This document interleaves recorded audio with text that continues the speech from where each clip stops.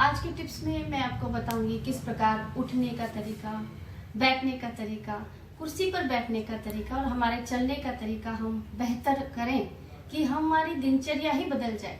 योग अपने आप में एक आर्ट है, एक कला है, एक नृत्य है। जब हम सही तरीके से उठते हैं, बैठते हैं, सही तरीके से सोते हैं तो शरीर में जो भी विकार हैं वो भी उसी प्रकार सही तरीके से बाहर भी आते हैं। जितने भी बाहर के तत्व हैं, विषैले तत्व हैं, वो भी हमारे सही समय पर बाहर आने आवश्यक है। यदि सही तरीके से खाना नहीं खाया है, सही तरीके से हमने नींद नहीं ली है, तो ये सभी विकार बाहर आने में भी असक्षम हो जाते हैं। शरीर को जितना अधिक सुगम और सरल बनाएंगे उतना ही अधिक व बहुत बेहतर तरीके से काम करेगा। तो आइए देखते हैं आज का टिप्स एंड टिक्स और किस प्रकार हम इसको कर सकते हैं। हर उम्र का व्यक्ति इसे कर सकता है, चाहे वो बुजुर्ग हो चाहे बच्चे हो।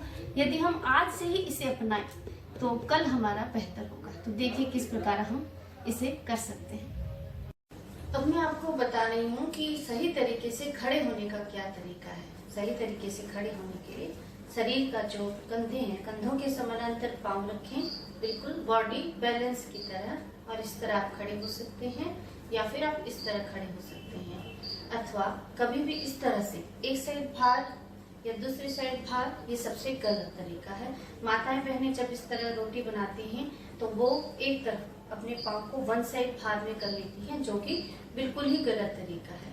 दूसरा, चलने का तरीका कैसा हो हमारा, देखिए पंजों को बिल्ली की तरह रखना है, इस तरह, यानी कि आपको हौले हौले पांव रखते हुए इस तरह चलना और हाथों को हिलाना ठीक रहता है। न कि आप किसी भी प्रकार घिसटते हुए चले, ये सबसे गलत तरीका है। बैठने का तरीका कैसा हो, सबसे सही तरीका है बैठने का कि आप कुर्सी पर इस तरह बैठे या फिर आप एक सामने की ओर स्टूल लगाकर अपने पांव को लंबा रखें। इस तरह हम बैठ सकते हैं। कभी भी एक पांव के ऊपर दूसरा पांव इस तरह रखकर लंबे समय तक नहीं बैठना चाहिए। इससे ब्लड फ्लो रुकता है।